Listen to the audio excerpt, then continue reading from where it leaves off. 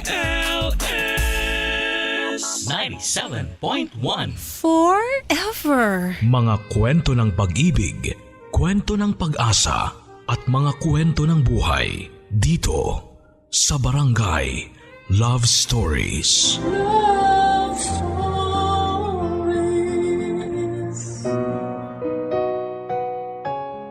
Ang kasalanan ay kayang pagtakpan ng kasinungalingan. Pero tandaan mo rin na may kasabihan tayo na walang lihim ang hindi nabubunyag. Ikaw, nagawa mo na bang ibintang sa iba ang kasalanan mo? Dear Papa Dudut, may oras sa buhay natin na kapag nakakagawa tayo ng isang pagkakamali, ay gusto nating pagtakpan yon para hindi tayo mapahamak. At sa takot natin na mabuko sa ginawa nating pagkakamali, ay maghahanap tayo ng ibang tao na pwedeng pagbuntungan nito. Isang magandang araw sa inyo, Papa Dudut, at sa lahat ng mga kabarangay na nakikinig ngayon. Tawagin niyo na lamang po ako sa pangalang Clara, 38 years old at isang housewife at nakatira ngayon dito sa Malabon. Matagal niyo na po akong listener, Papa Dudut. Sa umaga, sa tanghali at sa gabi ay wala po talagang lipatan. Solid kaming Barangay LS dito sa amin. At ang Barangay Love Stories ang pinaka-paborito kong programa sa lahat. Dahil sa ganda ng mga kwento ng inyong mga letter sender at sa galing na rin ng inyong mga aktor at sa inyong pagbabasa. Naiiyak talaga ako tuwing tanghali. Papa Dudut, matagal ko na rin pong gustong magpadala ng sulat ko. Pero ilang ulit ko po muna itong pinag-isipan. Dahil isa ito sa masasabi ko na hindi magandang parte ng buhay ko. Kaya naman ngayon pa lamang po ay sasabihin ko na marami akong binago na pangalan at lugar sa ibabahagi kong kwento. Para na rin sana maitago at maproteksyonan ang aking sarili at pamilya. Medyo maselan at sensitibo po kasi ang kwentong ibabahagi ko sa araw na ito. Pero ang lahat po ng mga pangyayari sa sulat ko na inyong mababasa ay totoong nangyari sa buhay ko. Papa Dudut, solong anak lang ako ng daddy ko at masasabi ko na lumaki po talaga ako na medyo spoiled dahil lahat ng gusto ko ay nasusunod. Lalo na kapag material na bagay ay ibinibigay niya sa akin. Maaga rin kasi akong naulila sa mami ko. Kaya naman mag-isa na lamang si daddy na pinaparamdamang pagmamahal sa akin bilang isang magulang. At dahil medyo spoiled nga po ako ay aaminin ko na hindi rin masyadong naging maganda ang ugali ko noon, Papa Dudut. Pasaway ako sa bahay, school at sa church namin. Bawal po kasi sa religion namin ang mag-boyfriend kapag wala pa sa tamang edad. O kaya ay hindi naman kasapi ng aming relihiyon. Pero mula high school hanggang college ay nakailang boyfriend na po ako. Siyempre lahat yun ay patago at hindi alam ng daddy ko. May mataas kasi siyang katungkulan sa simbahan namin at ayoko na masira ang pangalan niya ng dahil lang sa akin.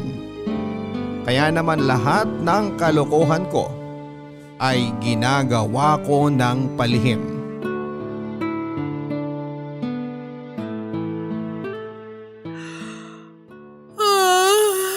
Nakakaantok naman.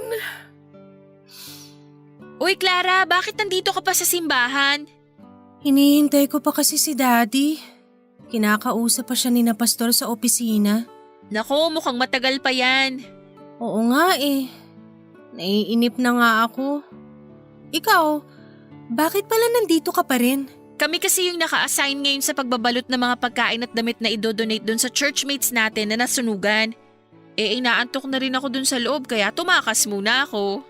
Parehas pala tayo eh. Nakakatamad naman kasi talaga dito sa simbahan natin. Wala man lang pogi para bigyan tayo ng inspirasyon para sipagin na umattend ng mga church service. Speaking of pogi, hindi mo pa siguro nakikilala si Nelson. Nelson? Sino yun? Bago lang yun dito sa church natin, pero matagal na siyang kasapi ng relihiyon natin. Galing kasi silang mag-ina sa probinsya at kalilipat lang dito sa lugar natin. Okay, so anong meron sa kanya? Kasi 'di ba naghahanap ka ng pogi dito sa church? Naku, Clara, pag nakita mo yung si Nelson, sisipagin ka ng umattend lagi ng mga service natin. Talaga lang ha? Baka mamaya mukhang paalang yung Nelson na yan. Uy, Lori! Nandiyan ka lang pala. Kanina ka pa hinahanap dun sa stockroom ni na tita kasi bigla ka raw nawala. Ano kasi? Eto kasing si Clara may tinatanong tungkol sa isang subject nila sa school. Sabi ko nga i-email na lang niya sa akin mamaya. Oo nga pala Clara, ito si Nelson, yung bagong churchmate natin dito. Nelson, si Clara, best friend ko. Nice to meet you, Clara. Ganon din ako, Nelson. Alam mo, totoo pala yung sinasabi ni Lori kanina tungkol sa'yo. Ano yon? Nagwapo ka raw sa malapitan. Uy, wala akong sinabing ganyan ah. Palabiro ka pala, Clara. Sige na, babalik na ako sa stockroom. Lori, sumunod ka rin doon ha? Oo, pakisabi kina tita na pabalik na rin ako. Makakarating. Balik muna ako doon. Bye. Grabe, Lori! Ang gwapo pala talaga ng Nelson na yun. Sabi ko naman sa'yo Kaya lang medyo suplado yan kasi solong anak lang. Tapos sila lang ng nanay niyang magkasama. Ang alam ko pa, working student siya. Tapos active pa dito sa mga service at activity ng church natin. Kaya ayan, medyo seryoso talaga sa buhay. Alam mo yan talaga yung mga tipo kong lalaki Yung kunwaring suplado at seryoso pero nasa loob naman ng kulo. Talaga ba? Kaya lang mukhang hindi ka type Kita mo nga hindi man lang nakipagkamay sa'yo. Nahihiya lang yun pero ramdam ko na type niya rin ako. Gusto mo magpustahan pa tayo In 1 month, boyfriend ko na yung si Nelson. Sige ba? Pupusta ako ng 1,000. Hindi ka papansinin yan. Aba, wala kang kabilib-bilib sa akin ha. Makukuha ko rin kaagad yung Nelson na yan, makikita mo. Magiging boyfriend ko rin yan. Ha?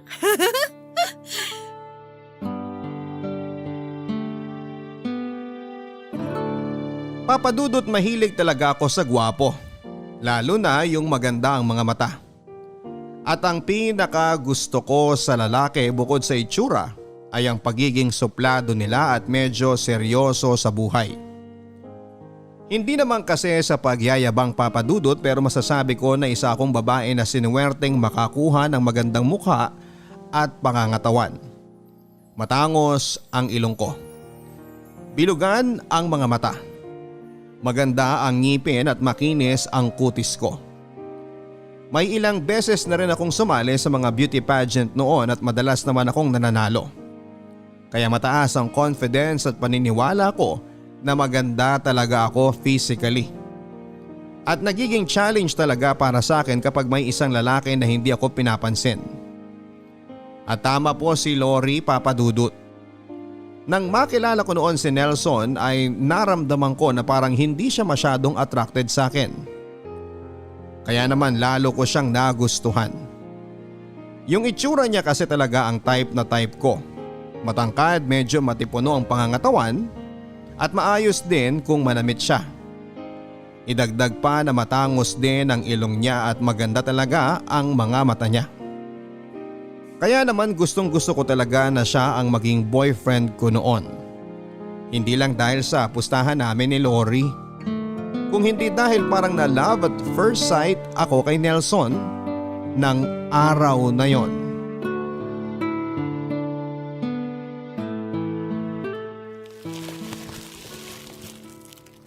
Nax! Anong masamang hangin ang umihip sa'yo at naisipan mong tumulong ngayon sa pagre-repack nitong mga dilata at bigas dito sa likod ng simbahan? Wala lang.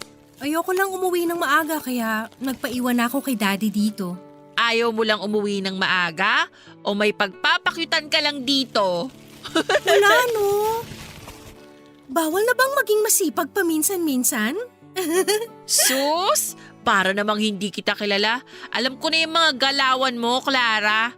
Lalo na at mag-iisang linggo na pero hindi ka pa rin pinapansin ni Nelson. Anong hindi? Close na kaya kaming dalawa? Close ba yun? Ni hindi ka nga niya tinitignan man lang kapag nasa loob tayo ng simbahan? Siyempre, nahihiya lang yun.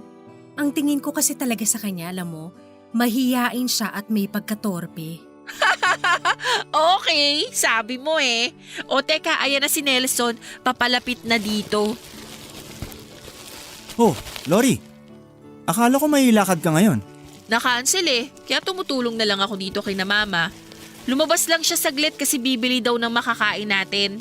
Mabuti na rin yung nandito ka para maaga nating matapos to. Hi Nelson, good morning! Nandito rin ako, katabi ni Lori. Good morning, Clara. Mabuti at naisipan mo ngayong tumulong sa pag-aayos nitong relief goods na ipamimigay natin sa nasalanta ng bagyo. Nako, palagi naman akong tumutulong dito.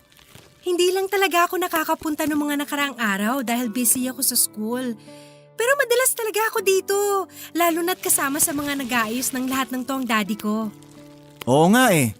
Narinig ko na isa raw siya sa may idea na gawin ang pamimigay ng relief goods na to.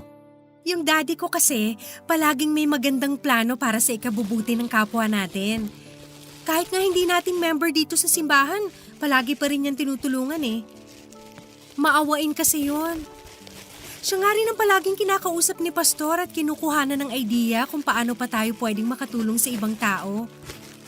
Sa tingin ko nga, sa kanya ko rin naman ang kabaitan at kasipagan ko. Ang sabi kasi niya, mataray daw ang mommy ko nung nabubuhay pa siya. Eh hindi naman ako mataray at suplada, kaya siguro lahat ng lambing at pait ko sa katawan, kay daddy ko talaga nakuha. Clara, excuse me lang ha. May gagawin lang muna ako sa labas. Naalala ko kasi na may nakita akong mga kahon doon na walang laman. Aayusin ko muna since nandito naman na kayo at nagre-repack ng mga delata. Sige. Pero bumalik ka kaagad ha. Oo, kapag natapos ko kaagad yon. O siya, labas muna ako ha. Okay.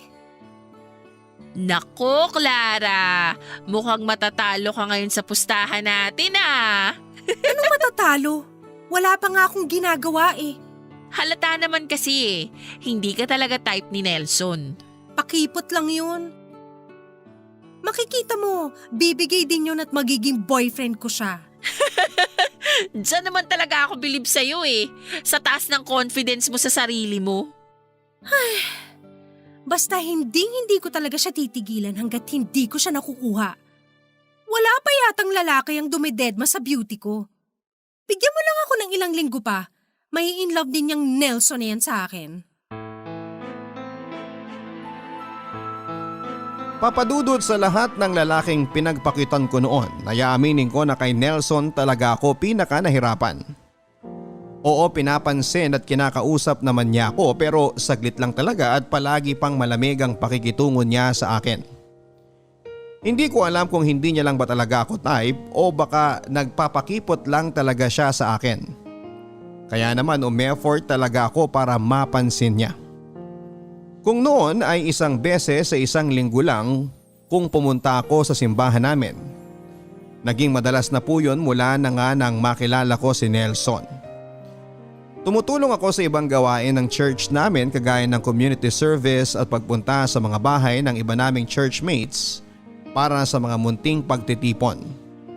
Nagpa-practice din ako sa mga activity na hindi ko talaga ginagawa dati dahil naiinip ako sa mga yon.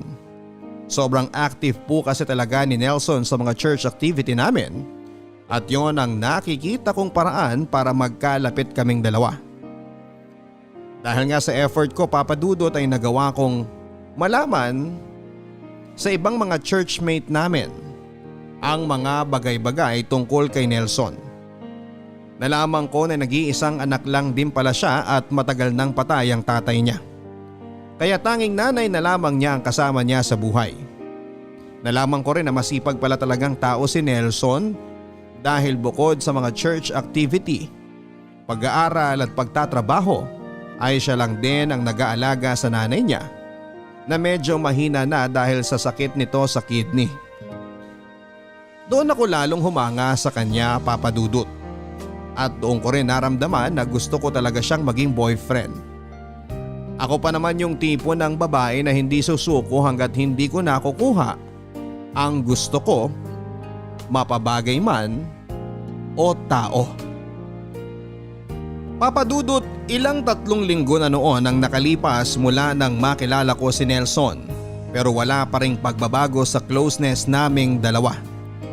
Medyo malamig pa rin ang pakikitungo niya sa akin at hindi pa rin siya gaanong kasweet kapag nag-uusap kami.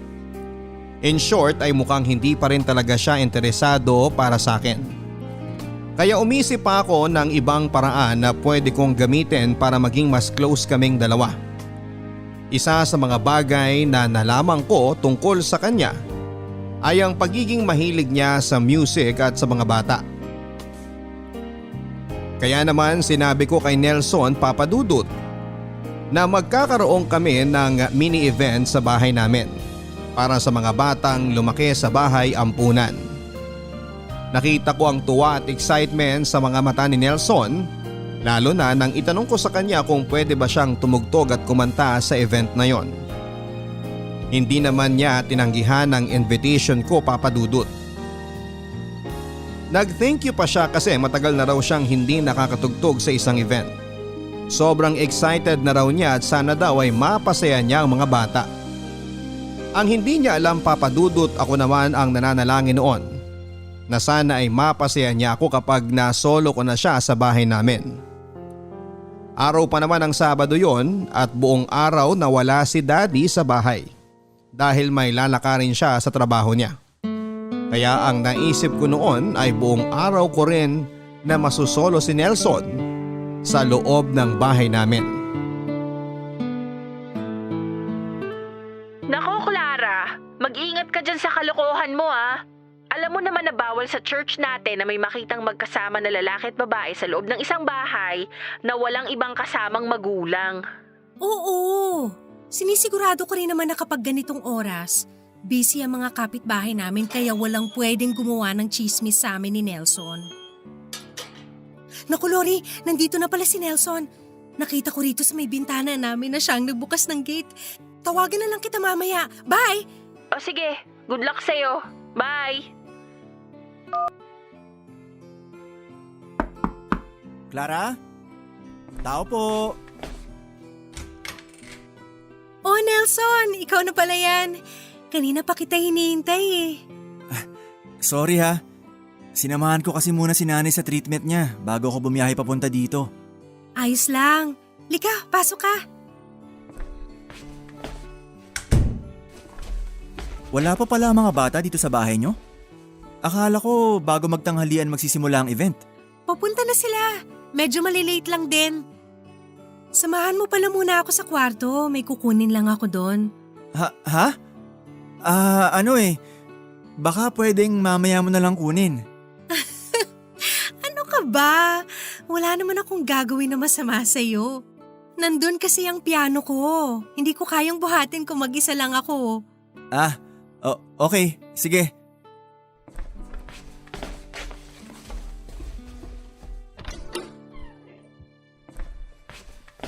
Ang laki pala ng kwarto mo. Saan ba dito nakalagay ang piano mo? Bakit sinarado mo yung pinto? Clara, sandali lang. Itigil mo nga yung paghalik mo sa akin. Ikaw naman, Nelson. Napakapakipot mo. Hayaan mo na nga lang ako sa ginagawa ko. Alam mo, lalabas na ako. At mabuti pa siguro kung umalis na rin ako dahil parang wala namang event na mangyayari dito sa bahay niyo eh. Eh di tayo na lang ang gumawa ng event dito sa kwarto ko. Clara, sandali nga. Pwede bang itigil mo na yung ginagawa mo sa akin? Mali to eh. Clara, nasan ka? Nakapag-almusal ka na ba? May dala akong pagkain dito. Si Daddy? Hindi pwede to. Dapat mamaya pa siya uwi ah. Yan na nga ba sinasabi ko eh. Lalabas na ako ng kwarto mo at sasabihin ko sa kanya lahat ng kalokohan mo na to. Hindi! Hindi ka lalabas! Nelson, tama na! Ayoko sabi! Bitawan mo ako! Clara, ano ba yung sinasabi mo? Bakit pinupulit mo yung damit mo?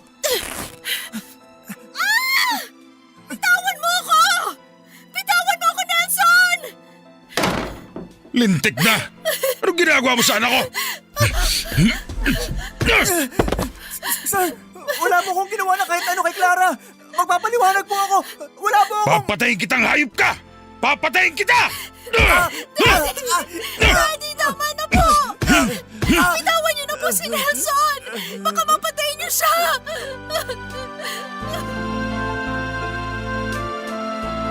Papadudod sa sobrang takot ko po na mahuli kami ni Daddy at malaman niya ang tungkol sa kalokohan na gusto kong gawin kay Nelson ng araw na yon, ay bigla na lamang po akong nagsisigaw at sinira ang suot kong damit upang palabasin na may ginawang masama sa akin si Nelson. Kaya nang pumasok si Daddy at makita niya na nasa sahig na ako ng kwarto at sira-sira ang damit ko, ay agad niyang sinugod si Nelson, Papadudot. At halos mabugbog niya ito. Mabuti na lamang po at may pumasok na kapitbahay namin at kaagad na napahinto si Daddy sa ginagawa niyang pananakit kay Nelson. Papadudot, bawal po kasi talaga sa relihiyon namin ang makita na magkasama ang isang babae at lalaki sa isang kwarto, lalo na kung hindi pa sila kasal. At malaking kahihiyan kapag nalaman ng tao na ako mismo ang nagpapunta kay Nelson sa bahay namin. Kaya naman nawala na po talaga ako sa maayos na pag-iisip ng mga oras na yon at gumawa na lamang ako ng kwento. Medyo mahigpit din po ang relihiyon namin sa mga ganitong klase ng pangyayari. Hindi namin ito basta-basta pinapaalam sa pulis o iba pang mga kinakaukulan. Kaya ang ginawa po ng kapitbahay na kasapi din namin sa aming relihiyon ay tumawag sa ibang kasamahan namin sa simbahan upang sunduin kami. Iyak po ako ng iyak ng mga oras na yon, Papadudot. Hindi dahil sa takot kung hindi dahil sa guilty at kahihiyan sa mga nangyari. Nakita ko kasi ang mukha ni Nelson na may bahid ng dugo at malaking pasa dahil sa mga suntok ni Daddy. Nakita ko ang galit sa mga mata niya sa talas ng tingin niya sa akin. Alam ko, Papadudot, at ramdam ko na galit siya sa akin ng mga oras na yon. Lalo na nang magkaharap-harap kami sa opisina ng pastor ng aming simbahan.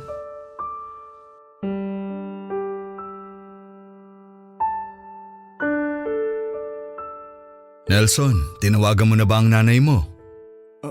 Opo, Pastor. Pero baka hindi pa po siya makapunta kaagad dahil mahina pa po ang katawan niya. Kaka-dialysis lang po kasi sa kanya kanina, kaya hirap pa po siyang makakilos. Pero sa ganitong pangyayari, alam mo naman na kailangan niyang makarating, di ba? Opo, pero sana po maintindihan niyo na may sakit si nanay, kaya nga hindi rin po siya masyado nakakapunta sa mga church service natin. Kung ganon, ipapasundo ko na lang siguro siya sa mga kasamaan natin. Kahit naman ipakausap mo sa amin ang nanay ng rapist na yan, Pastor, hindi pa rin magbabago desisyon ko na ipakulong siya. Sir, wala nga po akong kahit na anong ginawang masama sa anak niyo. Napakasinungaling mong hayop ka! Huling-huli ka na sa akto, tumatanggi ka pa! Tama na yan. Mamaya na tayo magtalo-talo kapag nandito na ang nanay ni Nelson. Ngayon, gusto ko munang marinig mula kay Clara ang nangyari sa loob ng bahay ninyo. Clara, paano ba talaga nakapasok si Nelson hanggang sa loob ng kwarto mo? Clara, please, sabihin mo ang totoo na wala akong kasalanan. Tumahimik ka dyan! Kung hindi, sasamahin ka talaga ulit sa akin! Sandali lang! Sandali lang! Si Clara ang tinatanong ko at boses niya lang ang gusto kong marinig ngayon. Clara, sabihin mo kung ano talaga ang nangyari bago makapasok ng kwarto mo ang daddy mo. May kumatok po kasi sa pinto ng bahay namin. Nang buksan ko po, nakita ko na si Nelson pala ang bisita namin. Akala ko si Daddy ang pakay niya kaya sinabi ko po kaagad na nawala si Daddy doon at may pinuntahan. Hindi ko naman po talaga siya dapat papapasukin pero tinulak niya po ako. Hinila niya ako papasok sa loob ng bahay at papasok ng kwarto. At doon po, doon niya po sinimulang sirain ang damit ko.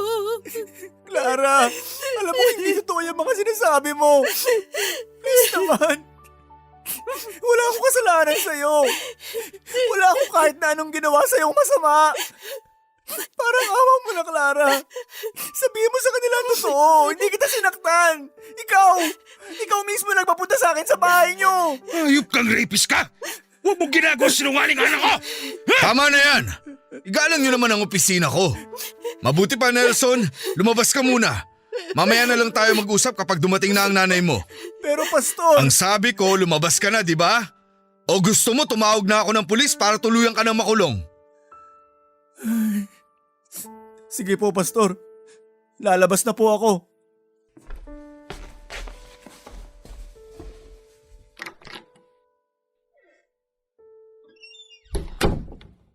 Ngayong wala na si Nelson, tatanungin ulit kita, Clara. Totoo ba ang lahat ng mga sinabi mo? Opo, Pastor. Totoo po ang lahat ng sinabi ko. Pinagtangkaan po talaga ako ng masama ni Nelson. Matagal mo na bang alam na may pagtingin siya sa'yo? Dati ko pa po nararamdaman na may gusto siya sa akin. Pero iniiwasan ko lang po siya. Hindi ko nga po alam kung paano niya nalaman ang address ng bahay namin. Kaya nagulat po talaga ako nung mapagbuksan ko siya ng pinto kanina. Hindi ko talaga palalampasin ang pangyayaring ito. Idedemanda ko ang Nelson na yan. Sisiguraduhin ko na mabubulok yan sa bilangguan. Kahit ikamatay pa ng nanay niya. Baka naman pwedeng pag-usapan na lang natin to. Malaking kahihiyan at iskandalo to sa reliyon natin. Maaari naman silang bigyan ng parusa ng simbahan natin. Sila? Sino pong sila, Pastor? Si Nelson at ang nanay niya. Anumang kasalanan ang nagawa ng anak ay pananagutan din ng magulang dahil sa kanilang kapabayaan. Kaya sa mga ganitong klase ng pagkakasala, dapat na dalawa silang maparusahan. Papa Dudut, pinangatawanan ko na talaga ang kwento ko na pinagtangkaan ako ng masama ni Nelson sa sariling bahay ko. Sobrang nakaka-guilty lalo na sa part na nalaman kong hindi lang si Nelson ang pwedeng maparusahan ng simbahan namin kung hindi pati na rin ang nanay niya. Pwede silang mapatalsik sa aming relihiyon o sa lugar namin. Ang parusa ay nakadepende sa mga taong may mataas na katungkulan sa simbahan namin. Pero ganun pa man ay nagsampa pa rin ang kasong attempted rape si Daddy kay Nelson. Kaagad pong nadakip si Nelson at nakulong. At habang nasa presinto kami, Papa Dudut, ay nakilala ko ang nanay ni Nelson. Payat na payat ito at halata sa kanya na mahina nga ang kanyang katawan kagaya ng sinasabi ni Nelson kay Pastor. Nakiusap siya sa amin ni Daddy na iatras namin ang demanda. Umiyak at nagbakaawa ang nanay ni Nelson habang paulit-ulit na sinasabi na hindi masamang tao si Nelson. Alam ko naman yon, Papa Dudut.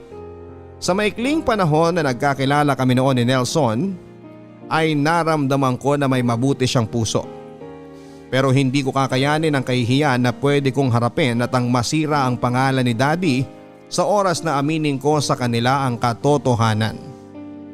Kaya naman nangako ako noon sa sarili ko na walang ibang makakaalam na kasinungalingan lang ang lahat ng sinasabi ko sa kanila. Papa Dudut, mabilis na kumalat sa simbahan namin ang nangyari sa bahay. Nagkaroon din ito ng iba't ibang version ng kwento. Na matagal ko na raw palang stalker si Nelson at napansin daw nila na palagi itong nakatingin sa akin sa mga church service namin. Na siguro daw ay may lahing baliw sina Nelson kaya niya nagawa ang pagtangkaan ako ng masama. Karma daw ang nangyari sa pagkakakulong kay Nelson dahil masamang babae daw ang nanay niya. At marami pa akong iba't ibang version na narinig, Papa Dudut. At halos lahat ng yon ay puro kasiraan kay Nelson. Dahil matagal na nga kami sa lugar namin at kilala si Daddy na may mataas na katungkulan sa simbahan, ay mas pinaniwalaan nila ang kwento ko. Wala ako halos narinig na kumampi kay Nelson. Lahat sila ay galit na galit din kay Nelson na parabang sa kanila ito may ginawang kasalanan. Inayaan ko lang ang lahat ng mga naririnig ko. Wala na akong ibang sinabi sa kanila, Papa Dudut, kagaya ng payo ng pastor namin. Hindi ko na rin tinama pa ang iba't ibang version ng kwento na alam nila. Dahil ang mahalaga para sa akin ng mga oras na yon ay manatiling malinis ang pangalan namin ni Daddy sa simbahan namin. Uy Clara, buti naman nakapunta ka dito sa church natin. Oo nga eh. Hindi rin muna kasi ako pinapalabas ni Daddy ng bahay namin.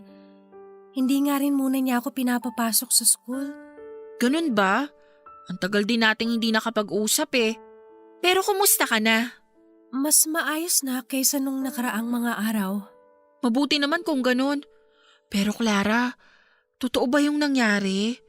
Hindi ko na kasi alam kung ano yung totoo sa mga kwento na naririnig ko eh. Ang daming version eh. Pero alam mo, nagigilty ako kasi dapat talaga hindi ko na pinakilala sa'yo si Nelson. Kung alam ko lang na may pagkamanyakis pala yung lalaking yun, hindi na ako nakipagpustahan sa'yo. Hindi naman kasi halata sa kanya na masamang tao siya eh. Uy, ba't ka umiiyak? Nahihirapan pa rin kasi ako hanggang ngayon eh. Pakiramdam ko, gabi-gabi akong pinabangungot ng dahil sa nangyari sa bahay. Sorry, hindi ko na siguro dapat tinanong pa. Alam ko naman na mahirap talaga sa iyo yung nangyari. Na-trauma ka sa ginawa ni Nelson sa'yo. Hayop pala yung lalaki na yun, napakamanyak. Mabuti na lang talaga't nakulong na siya. Ayos lang. Huwag ka mag-alala. Ang totoo, nagigilty lang kasi talaga ako hanggang ngayon eh. Guilty? Bakit naman? Kasi Lori, hindi naman talaga masamang tao si Nelson eh.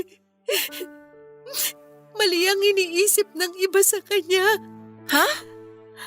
Anong ibig mong sabihin? Lori, ako yung may kasalanan dito kung bakit nakulong si Nelson. Inosente talaga siya. Teka, naguguluhan ako eh. Magtapat ka nga sa akin, Clara. Ano ba talagang nangyari ng araw na yun? Lori, hindi talaga ako pinagtangkaan ng masama ni Nelson. Dapat kasi hahalikan ko lang siya noon para maakit ko siya at mapaamin na gusto niya rin ako. Kaya lang biglang dumating si Daddy. Tapos nagpanik na ako kaya nagsisigaw na lang ako. At umarte na may ginagawang masama sa akin si Nelson. OMG, Clara! Paano mo nagawa ang bagay na yun? Nagpanik na nga ako eh. Natakot ako. Ayoko mapagalitan ako ni Daddy tsaka ayoko masira ang pangalan namin dito sa church natin. Kaya nagsinungaling ka't gumawa ka na lang ng kwento? Alam mo ba na dahil sa ginawa mo, pabalik-balik ngayon sa ospital ang nanay ni Nelson? Lalo siyang nanghihina at lalo silang nababaon sa utang dahil sa paghahanap ng nanay niya ng pera sa pampiyansa para kay Nelson. Kaya nga lalo ako nagigilty. Sinabi ko na nga rin kay Daddy na iatras na namin ang kaso at hayaan na lang sina Pastora magparusa kay Nelson. At hahayaan mo talaga na parusahan nila si Nelson? Kahit wala naman siyang kasalanan? At least hindi siya makukulong. Ang tibay naman ng sikmura at konsensya mo, Clara. Naghihirap na nga yung mag-ina na yun tapos lalo mo pang pahihirapan ang buhay nila? Anong klaseng pag-iisip meron ka? Huwag ka na magalit sa akin, Lori. Alam ko naman na kasalanan ko talaga lahat to eh. At hindi na talaga kinakaya ng konsensya ko kaya sinabi ko na sa'yo ang totoo. Hindi ko kailangan na kampihan mo ko dahil ako talaga ang masama dito. Pero ang gusto ko lang, makinig ka sa akin. At itago mo lahat ng mga nalaman mo. Ano pa bang magagawa ko? Ayoko rin namang madamay pa sa gulo na to. Pero please lang, Clara. Pakiusapan mo naman ng daddy mo na iatras ng demanda kay Nelson. Kahit yun na lang ang magawa mo. Dahil hindi mo alam ang hirap na pinagdadaanan ng nanay niya ngayon para lang makahanap ng perang pampiyansa sa kanya.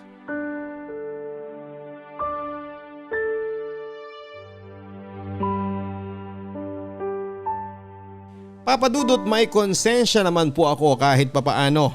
Kaya nga po gabi-gabi akong hindi nakakatulog noon dahil sa nangyaring yon. Gabi-gabi rin po akong umiiyak dahil hindi ko maitama ang mali ko. Hindi ko magawang sabihin sa lahat ang totoong nangyari.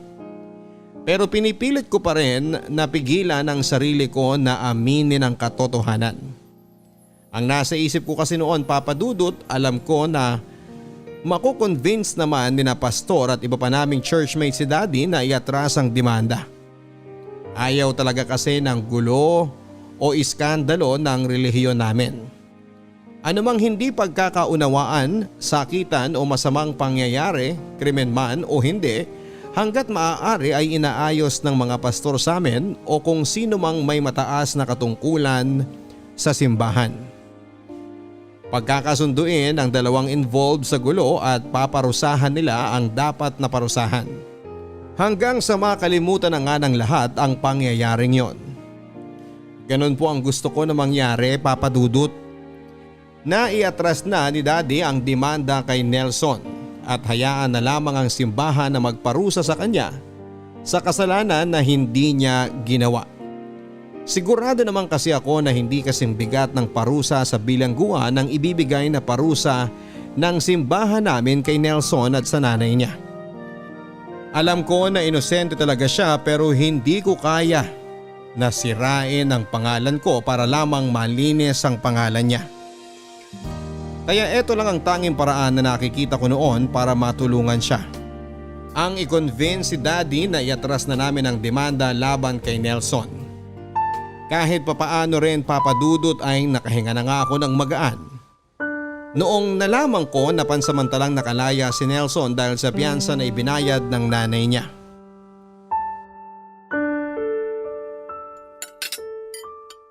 Ang balita ko nakalabas na raw ng kulungan ng hype na Nelson na yon.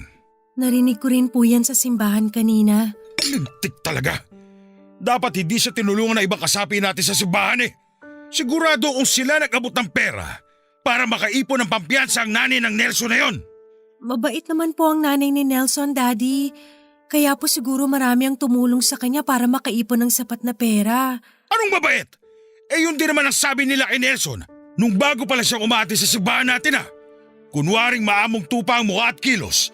Demonyo naman pala ang budinong hayop na yon. Daddy, kinausap nga po pala ako kanina ni Pastor. Ano na naman sinabi niya sa'yo? Tungkol pa rin po sa nangyari dito sa bahay. Huhulaan ko. Gusto niyang kumbinsihin mo ako na i-atras natin ang demanda kay Nelson. Tama ba? Opo, Daddy. Ganon nga po. Alam mo, hindi ko maintindihan ang pastor natin na yan eh. Gusto niya ng katahimikan sa simbahan at relihiyon natin. Pero hindi niya naman maitama ang mali na ginagawa ng mga kasapi natin sa simbahan. Pero hindi po ba may nakalaan naman po silang parusa para sa mga kasapi na nagkasala? Oo nga! Pero sa ginawa ng hype na Nelson na yun sa'yo, hindi ko aayaan na sila magbigay ng mababaw na parusa. Pero Daddy, mukha naman pong tama si na Pastor. Para sa ikatatahimik nating lahat, bakit hindi na lang po natin iatras ang demanda kay Nelson? Bakit ko naman gagawin yon? Parang sinabi mo na rin na hayaan ko na lang siya nasaktan at gawin ka na masama. Ikaw pa na nag-iisang anak ko? Kaya kahit ilang pastor pa ako mausap sa akin, hindi na magbabago ang desisyon ko, Clara. Dahil gusto kong makitang nabubulok sa bilangguan ng hype na Nelson na yon. Daddy, ako na po yung nakikiusap. Iatras na lang po natin ang demanda sa kanya. Ano ba yung sinasabi mo, Clara? Ginawan ka na nga na masama ng lalaki na yon. Tapos ang gusto mo pa, hayaan natin siyang makalaya na lang at muli magpasarap sa buhay niya. Eh kung gawin niya ulit yun sa ibang babae. Mabuting tao po si Nelson. Kung mabuting tao siya, hindi kanya pagtatangkaan na masama. Hindi niya naman po talaga ako pinagtangkaan ng kahit na ano. Wala po siyang ginawa na kahit anong masama sa akin. Teka nga, linawin mo nga yung sinasabi mo, Clara. Daddy, nagsinungaling po ako sa inyo. Lahat po ng sinabi ko na nangyari, gawa-gawa ko lang. Hindi totoong pinagtangkaan kanyang pagsamantalahan dito sa loob ng pamamahay natin? Oo po. Ako po talaga nagpapunta sa kanya dito. Tapos bigla po kayong dumating. Nataranta po ako at natakot. Kaya po sumigaw na lang ako at nagpanggap na ginagawa ng masama ni Nelson. Daddy, wala po talagang kasalanan si Nelson. Inosente po siya. Iatras na po natin ang demanda sa kanya, please. Hindi! Hindi natin gagawin yan! Pero Daddy, wala po talaga siyang kasalanan. Aaminin ko na lang po ang totoo sa kanilang lahat. Sasabihin ko po na nagsinungaling ako at aakuin ko na lang lahat ng kaparusahan na dapat sa kanila ng nanay niya. Yan ang hindi mo gagawin, Clara. Dahil alam mo kung anong pwede mangyari sa pangalan natin kapag nalaman nila ang totoo. Alam mo kung ano ang pwedeng mawala sa atin. Kaya ito ang tandaan mo. Wala kang kahit na sinong pagsasabihan ng tungkol sa bagay na yan. Wala! Dahil kapag lumabas ang totoo, itatakwil talaga kita bilang anak ko.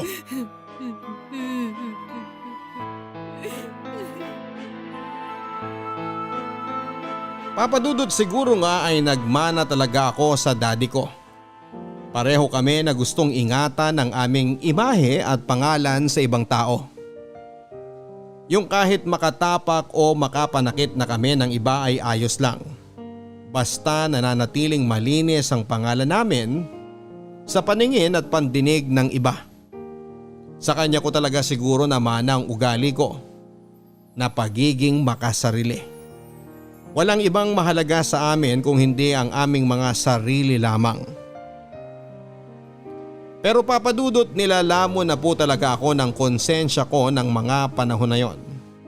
Kaya po ilang beses ko rin pong iniyakan si Daddy at pinakiusapan na iatras na namin ang demanda kay Nelson. Pero sinabi niya na ayaw niyang mapahiya at mag-isip ng masama ang ibang tao sa amin. Na kailangan daw ay makita ng lahat na ako talaga ang biktima sa nangyari. Hindi niya raw hahayaan na mangyari na dahil sa kalokohan ko ay mawala sa kanya ang katungkulan niya sa simbahan na matagal niyang iningatan at pinagpaguran. Kaya para daw sa ikakatahimik namin ay gusto niya raw talaga na makulong si Nelson. Naging triple po tuloy ang pagka-guilty ko noon, papadudot. Gustong gusto ko na po kasi talagang itama ang naging pagkakamali ko. Pero paano ko gagawin yon kung ang gusto ng daddy ko ay ipagpatuloy ang kasinungalingan na inumpisahan ko? Papadudot, may 3 buwan din ang lumipas bago ako bumalik sa pag-aaral ko noon. Kinuha ko ulit ang mga subject na hindi ko na nagawang pasukan at tapusin bago nangyari ang gulo sa pagitan namin ni Nelson. Mahirap pero pinilit ko na ibalik sa normal ang buhay ko. Lalo na at hindi ko na rin nakita pa noon si Nelson. Hindi na kasi siya uma-attend ng mga church service namin, papadudot. Ang balita ko rin ay lumala raw ang sakit ng nanay niya kaya kinailangan niya itong palaging bantayan. Huminto na rin daw siya sa pag-aaral dahil nga sa nabaon na raw sila sa utang. At siguro dahil na rin sa kahihiyan ay hindi na siya nagpapakita pa sa simbahan namin. Hindi pa rin inatras ni Daddy ang demanda, papadudot. Pero si Pastor ay hindi rin sumuko sa pagkumbinse kay Daddy na tapusin na ang gulo. May nakahanda naman na raw na parusa para kay Nelson at sa nanay nito. At mas okay na raw yon kesa mas skandalo pa ang simbahan at relihiyon namin. Pero ng mga oras na yon ay buo pa rin talaga ang isip ni Daddy na makitang nabubulok sa loob ng bilangguan si Nelson. Naku Clara, hindi pala ako makakasabay sa iyo umuwi. May practice pa kasi kami ng sayaw para sa isang subject namin eh. Sorry ha. Ay, ano pa bang magagawa ko? Hindi naman kita pwedeng kalad ka rin para sumabay sa akin. O siya, mauna na akong umuwi. Maglalakad na lang ako papunta doon sa may sakay ng tricycle. O sige, babalik na rin ako sa gym. Ingat ka. Ingat ka rin mamaya. Bye! Clara, sandali. Nelson, anong ginagawa mo dito? Gusto lang kita makausap kahit saglit lang. Pero alam mo naman na hindi tayo pwede mag-usap kung di natin kaharap sina Pastor, di ba? At alam ko rin na hindi ka magsasabi ng totoo kapag kaharap natin sila. Lalaki lang kasi ang gulo na to kapag nalaman nila na nagkita tayo ng walang ibang kasamang tao. Kaya please, umalis ka na lang, Nelson. Sino ba nag-umpisa ng gulo na to? Hindi ba ikaw naman, Clara? Nelson, I'm sorry. Sorry? Para saan? Para sa mga kasinungalingan na inimbento at pinagkalat mo? Clara! Hindi mo alam kung paano mo sinira ang buhay ko! Nelson, nasasaktan ako. Bitawan mo braso ko, aray. Alam mo ba kung ano ginawa nila sa akin sa bilangguan? Ha? Pinugbog nila ako dun sa loob. Maraming beses at paulit-ulit. Dahil ang sabi nila, masamang tao raw ako. At ang masasamang tao raw na kagaya ko, hindi na dapat binubuhay sa mundong ito. Pero Clara, wala akong kasalanan. Inosente ako. At ikaw mas nakakaalam nun. Hindi ko naman sinasadya talaga eh. Nagpanik lang ako nung dumating si Daddy sa bahay. Kung hindi mo sinasadya, bakit hindi mo binawi ang lahat ng kasinungalingan na sinabi mo? Dahil natakot na ako. Natakot ako sa sasabihin ng ibang tao sa amin, lalo na sa akin. Kaya ayos lang sa'yo kahit makasira ka ng buhay ng ibang tao. Palibhasa kasi, hindi ka lumaki sa hirap eh.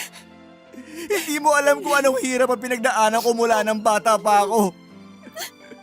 At ngayon, dinoble mo pa ang hirap na pinagdadaanan ko dahil sa kasinungalingan mo. Dinamay mo pa ang nanay ko. Nang dahil sa'yo, lalong lumubha ang sakit niya. Ikaw, Clara, ang punot-dulo ng pagkasira ng buhay ko! Nelson, please. Please, nasasaktan na talaga ako. Bitawan mo na ang braso ko, aray. Tinakwil kami ng halos lahat ng kamag-anak namin. Tinakwil kami kahit ng mga dati naming kaibigan. Ilang beses na lumuhod at nagmakaawa ang nanay ko sa kung kani-kaninong tao para lang makahiram siya ng pampiyansa sa akin. Ilang mura at sigaw ang tinanggap niya para lang makakuha siya ng pera. Clara, wala naman kaming kasalanan sa'yo eh. Wala akong kahit na anong naging kasalanan sa'yo. Pero bakit? Bakit kailangan mong gawin to sa akin? Bakit kailangan mong sirain ang buhay ko? Nelson? Anong ginagawa mo kay Clara? Tandaan mo to, Clara. Pagsisisihan mo ang lahat ng ginawa mo sa akin. Pagsisisihan mo habang buhay ang pagsira mo sa buhay ko! Hoy, Nelson! Bumalik ka dito! Lori, hayaan mo na siyang umalis. Ayos ka lang ba? Gusto mo bang tawagan ko ang daddy mo? Wag na please. Ayoko malaman niyang tungkol dito. Ayoko mas maging magulo ang lahat. Hindi naman ako sinaktan ni Nelson eh. Ay, sige, ikaw ang bahala. Halika, aalalayan na kitang tumayo. Pero kaya mo bang maglakad? Oo, kaya ko. Kaya ko. Salamat, Lori.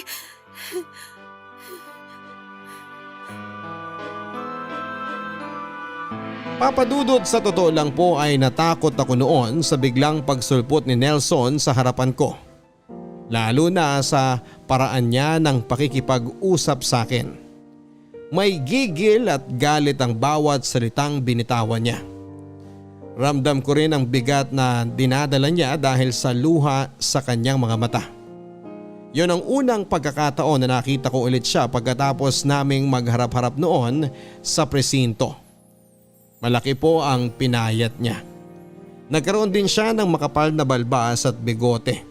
Halos lumampas na rin sa may batok niya ang makapal niyang buhok at halata sa lalim ng eyebags niya na ilang araw na siyang hindi nakakatulog ng maayos. Malayong malayo na po ang itsura niya sa gwapong Nelson na nakilala ko dati. At alam ko na lahat ng yon ay dahil sa akin. Nang makauwi po ako ng bahay ay hindi ko sinabi kay Daddy ang tungkol sa ginawa sa akin ni Nelson Papadudut. Pinakiusapan ko rin po si Lori na sana ay wala na siyang ibang pagsabihan para hindi na rin lalo pang maiskandalo si Nelson. Sa ginawa niya kasing yon ay alam ko na siya lang din ang mas mapapahamak. Kaya pinilit ko na lamang ang sarili ko na pakalmahin at itago ang lahat. Bakit parang ang daming tao ngayon sa labas ng simbahan? Oo nga po, Daddy. Napansin ko rin po yun kahit kanina nung nagpark tayo ng sasakyan sa labas. Wala namang espesyal na okasyon ngayon. Tsaka masyado pang maaga para sa service ni Pastor. Baka po merong may birthday kaya parang may okasyon ngayon. O siya, sige, maiwan muna kita dito. Pupuntahan ko lang muna si Pastor sa opisina niya, ha? Sige po, dito ko na lang po kayo hihintay na makabalik. Nasaan kaya si Lori? Nakita ko na ang mama niya sa labas kanina eh. Bakit hindi ko pa rin siya nakikita dito hanggang ngayon? Clara, nandito ka na pala sa simbahan. Medyo kararating lang din. Saan ka pala galing? Nakita ko na kasi ang mama mo sa labas kaya akala ko makikita kagad kita. May inayos lang akong gamit sa stockroom. Ah, okay. Lori, bakit pala parang ang daming tao ngayon dito sa simbahan? Akala ko meron lang may birthday pero parang hindi naman kasi ang seseryoso ng mukha ng mga churchmate natin. Clara, hindi mo pa ba alam ang nangyari? Magtatanong ba ako kung alam ko na? Ano ba kasi yun? Ano kasi? May nangyaring hindi maganda sa bahay ni na Nelson kaninang umaga. Ha? Ano yun? Sabihin mo sa akin, Lori. Ay, namatay na kasi yung nanay ni Nelson kahapon. Tapos kaninang umaga, nakita naman siya ng pinsan niya sa bahay na walang malay. Clara, huwag ka masyadong mabibigla sa susunod kong sasabihin sa'yo ha. Pwede bang sabihin mo na lang sa akin ang lahat ng nalalaman mo, hindi yung pinapakaba mo pa ako ng ganito? Clara, si Nelson kasi, nagtangka siyang magpakamatay. Nang makita siya ng pinsan niya sa loob ng bahay nila, may katabi siyang bote ng muriatic acid. Yun ang ininom niya para subukan na tapusin ang buhay niya. Ano? Lori, sigurado ka ba dyan sa mga sinabi mo? Oo, kasi yun ang kanina pang usap-usapan dito sa simbahan.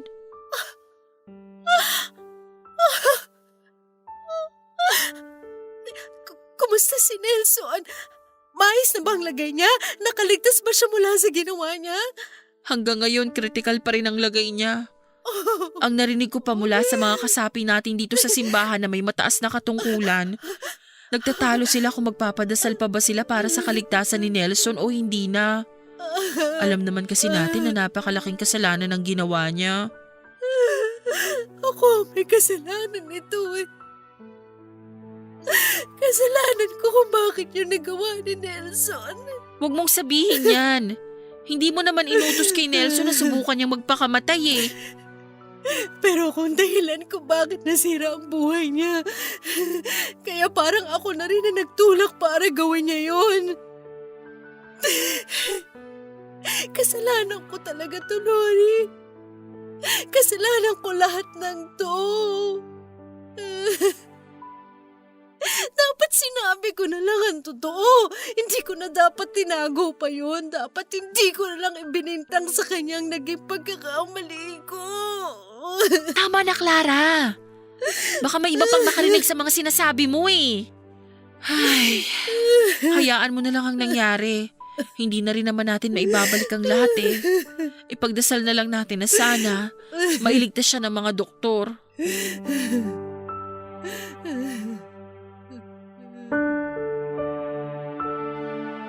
Papadudot, bago po ako mapahaguluhol sa loob ng aming simbahan ay nag-decide na akong umuwi na lamang. Pinasabi ko kay Lori na sabihin kay Daddy na nauna na akong umuwi. At nang makarating ako sa bahay ay hindi ko na po talaga napigilan pa ang sarili ko na umiyak ng umiyak. Hindi ako makapaniwala na ang simpleng tuksuhan at pustahan namin ni Lori ay pwedeng makasira ng isang buhay. Naisip ko noon na dapat ay hindi ko na lang sinama sa trip ko si Nelson. Na dapat ay hindi na lang ako nagsinungaling at gumawa ng kwento. At dapat ay hindi ko na lang siya pinahamak. Nang makauwi naman ng bahay si Daddy ay nalaman ko na ligtas na ang buhay ni Nelson, Papadudot. Halos maiyak ako sa tuwa nang marinig ko yon. Pagkalipas lang ng ilang araw ay binalita naman sa akin ni Lori ang naging kalagayan pa ni Nelson. Nagkaroon daw siya ng komplikasyon dahil sa ginawa niya. Nasunog ang lalamunan niya dahil sa ininom niyang muriatic acid. Kaya kinailangan ng butasan ang tagiliran niya at lagyan ng tubo upang doon na padaanin ang lahat ng kakainin niya. At ang lahat ng pagkain na yon ay kailangan ng i-blender upang hindi mahirapan ang katawan ni Nelson na i-digest yun. Ang masama pa doon, Papa Dudut, ay panghabang buhay na raw ang sitwasyon na yon. Nang kausapin nga raw si Nelson ng mga kasapi ng simbahan namin ay sobra daw ang pagsisisi niya sa ginawa niya. Sinabi raw ni Nelson na parang pinarusahan na kaagad siya ng Diyos dahil sa malaking kasalanan na binalak niyang gawin. Hindi na lang daw talaga niya matanggap na wala na ang nanay niya kaya pumasok sa isipan niya na tapusin na lang ang sarili niyang buhay at sundan na lamang ito.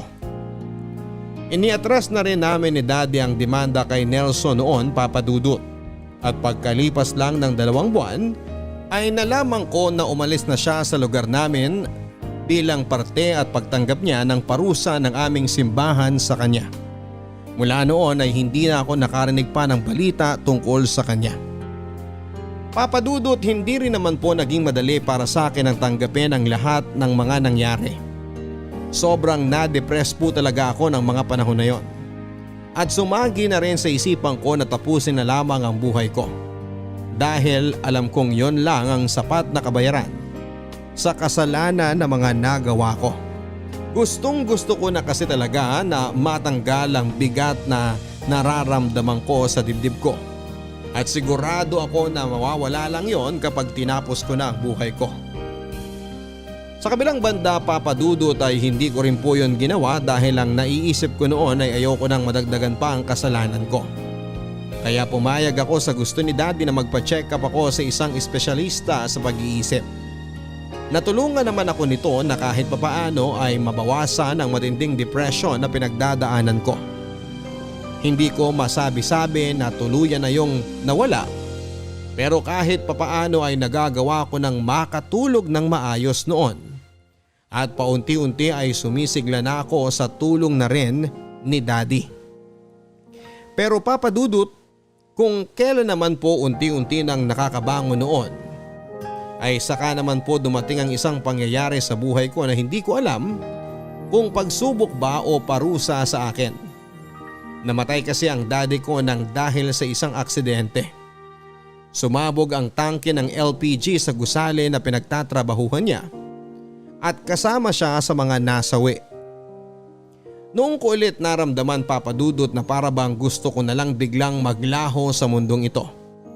Dahil ang kaisa-isang tao na kasama ko sa buhay ko at hindi napagod na alalayan ako ay nawala pa sa akin. Sa pangalawang pagkakataon ay pinilit kong magpakatatag. Ayaw ko nang tuluyan pang masira ang buhay ko dahil sa mga naging kasalanan ko. Tumira ako noon sa mga kamag-anak ko at nagpatuloy sa pag-aaral habang pilit na kinakalimutan ang lahat ng mapait na parte ng alaala ko. Mahirap, sobrang hirap po, Papa Dudut. Pero wala naman akong ibang pagpipilian. Kesa mahirapan akong tanggapin ang lahat ay mas mabuti pa na kalimutan ko na lamang. Pero hindi ko rin naman masasabi na nagawa ko yon, Papa Dudut, dahil kahit halos 20 taon na ang nakakaraan ay parang sariwang-sariwa pa rin dito sa dibdib ko ang sakit. Nagigilty pa rin ako dahil sa kasinungalingan na pinagkalat ko noon. At kagaya ng sinabi ni Nelson sa naging huling pag-uusap namin, habang buhay ko talaga sigurong sisisihin ang sarili ko dahil sa pagsirang ginawa ko sa buhay niya. Papa Dudut, dito ko na po tinatapos ang sulat ko na ito. Maraming salamat po sa pagpili at pagbabasa ng kwento ko para sa araw na ito. At sana sa oras na marinig ko na tong maere sa inyong programa ay maging tulay na ito para tuluyan ko nang makalimutan ang lahat ng masasamang nangyari sa buhay ko. Dahil sa maniwala kayo at sa hindi ay 20 taong ko na pong pinagsisisihan ang kasalanan na nagawa ko noon. Ang inyong forever kapuso at kabarangay, Clara.